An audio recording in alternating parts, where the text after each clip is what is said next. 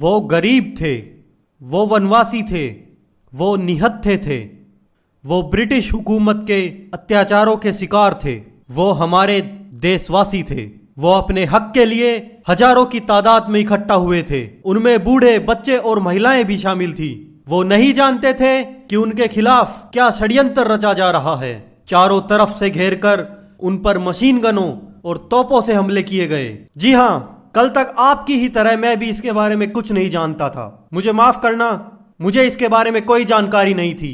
केवल यही नहीं, दूसरे हजारों क्रांतिकारी कब कहां मर गए या मार डाले गए मुझे नहीं बताया गया। कभी स्कूल में नहीं पढ़ाया गया।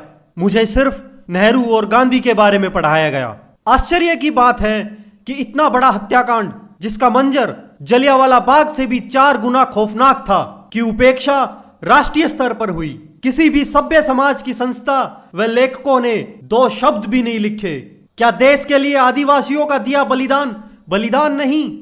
आर्थिक, सामाजिक व शैक्षणिक दृष्टि से भले ही इस जनजाति को पिछड़ा माना जाता रहा हो, मगर आत्म स्वाभिमान की दृष्टि से यह क्षेत्र कभी 19 नहीं रहा। आत्म गौरव की रक्षा के लिए प्राणों का बलिदान करने का जज्बा इस क्षेत्र की माटी में हमेशा रहा है। इसका सबसे बड़ा गवाह है मानगढ़ धाम। जी हाँ, हम बात कर रहे हैं राजस्थान गुजरात की सीमा पर लगते अरावली पर्वत श्रृंखला में मानगढ़ नाम की एक पहाड़ी है। और इसी जगह पर करीब 1 सदी पहले 17 नवंबर 1913 को अंजाम दिया गया एक बर्बर आदिवासी नरसंहार। एक ऐसा नरसंहार जिसको वर्तमान इतिहास में वो स्थान नहीं मिल पाया जिसका वो अधिकारी था। यह एक ऐसी अपरिचित त्रासदी का पर्दाफाश है जो पंजाब के जलियांवाला बाग में हुए नरसंहार से मेल खाती है। 5 लाख से अधिक आदिवासी एक ही लक्ष्य आदिवासियों से कराई जा रही बेगार से मुक्ति प्राप्त करने के लिए आंदोलन कर रहे थे, और इनका नेतृत्व कर रहे थे गोविंद गुरु।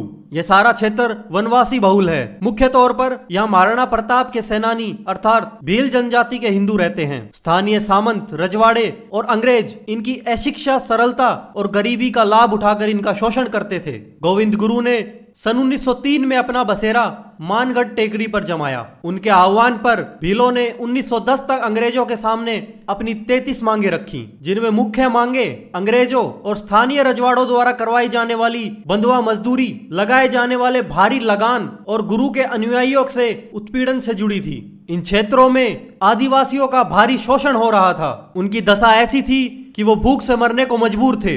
ये भगत आंदोलन सामंतों, रजवाड़ों की जड़ों को हिलाने वाला आंदोलन बन चुका था। वे इसे कुचलने का षड्यंत्र रच रहे थे। सामंतों और रजवाड़ों द्वारा गोविंद गुरु को एक खतरा बताकर अंग्रेजों के द्वारा गिरफ्तार कराया, लेकिन आदिवासियों से मिली चुनौती के कारण अंग्रेजों को उन्हें रिहा करना पड़ा। इसका अंत केवल यही नहीं हुआ, इसके बाद आदिवासियों पर अंग्रेजों और सामंतों के द्वारा अत्याचार और भी बढ़ा दिए गए। सामंतों और रजवाड़ों द्वारा भीलों पर हिंसात्मक हमले तो हो ही रहे थे, इसके अलावा भीलों के उन स्कूलों को भी बंद कर दिया गया जिसमें आदिवासी मुफ्त शिक्षा ले रहे थे, क्योंकि जमींदार ये नहीं चाहते थे कि आदिवासी लोग शिक्षित हों और उनके चंगुल से मुक्त हो जाएं। जब अंग्रेजों और स्थानीय रजवाड़ों ने उनकी ये मांगे ठुकरा दी, खासकर मुफ्त में बंधुआ मजदूरी की व्यवस्था को खत्म न किए जाने के कारण भीलों में एक रोष उत्पन्न हो गया। इस क्रूर नरसंहार से 1 माह पहले हजारों भीलों ने मानगढ़ पहाड़ी पर कब्जा कर लिया और अंग्रेजों से अपनी आजादी का ऐलान कर दिया। अंग्रेजों ने अपनी आखिरी चाल चलते हुए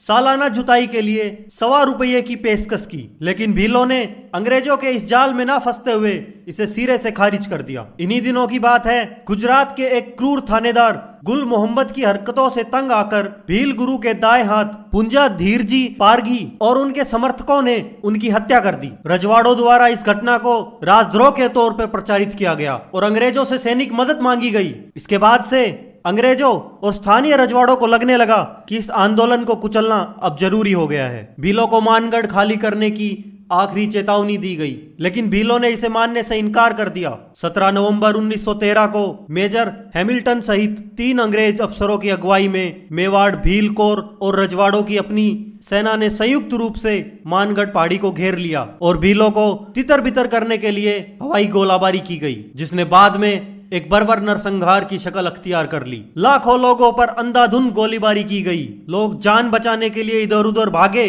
भारी मात्रा में लोग पहाड़ से गिरकर मर गए। कुछ लोग भगदड़ में मारे गए। अंग्रेजों ने खच्चरों के ऊपर तोप जैसी बंदूकें लाद रखी थी, जिन्हें वो एक सर्कल में दौड़ाते थे, जिससे गोलियां चलती रहती थी ताकि ज्यादा से ज्यादा लोगों को मारा जा सके। इसकी कमान अंग्रेज अफसरों मेजर एस बेली और कैप्टन ई स्टाइली के हाथ में थी। कहा जाता है कि इस गोलाबारी में 1500 भील और अन्य वनवासी शहीद हुए। चशमदीदों का मानना है कि इस बर्बर गोलाबारी को एक अंग्रेज अफसर ने तब रोका जब उसने देखा कि मारी गई एक भील महिला का बच्चा उससे लिपटकर दूध पी रहा है। आप जरा सोचिए कैसा दृश्य रहा होगा वो। 10-10, 11-11 साल के बच्चों तक को गोलियां मार दी गई थी। कुछ खुशकिस्मत लोग बचकर निकल गए और घर लौटने से पहले कई दिन तक एक गुफा में छिपे रहे। इस हत्याकांड का खौफ इतना फैल गया था कि आजादी के बाद भी कई दशक तक भील मानगढ़ जाने से कतराते रहे। इस भीषण नरसंहार के बाद इस क्षेत्र को अंग्रेजों द्वारा प्रतिबंधित कर दिया गया, जिसका उद्देश्य था सबूतों को मिटाना और दस्तावेजीकरण को रोकना। लेकिन खून फिर भी खून है, कतरा भी गिरेगा तो जम जाएगा। और इतिहास में जो तारीखें शहीदों के खून से रंगी होती हैं वो मिटती नहीं हैं। इस नरसंहार में बड़ी संख्या में भील जख्मी हुए और करीब 900 लोगों को जिंदा पकड़ लिया गया।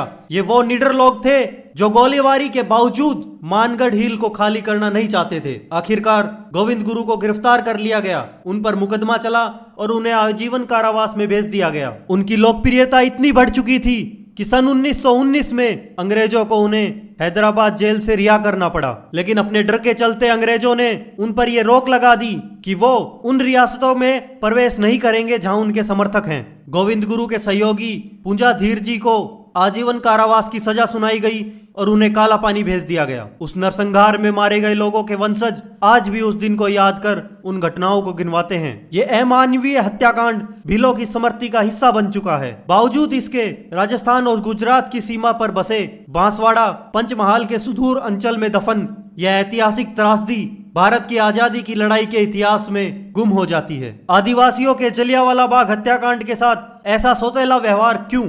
यदि प्रेरणा शहीदों से नहीं लेंगे तो ये आजादी ढलती हुई सांझ हो जाएगी।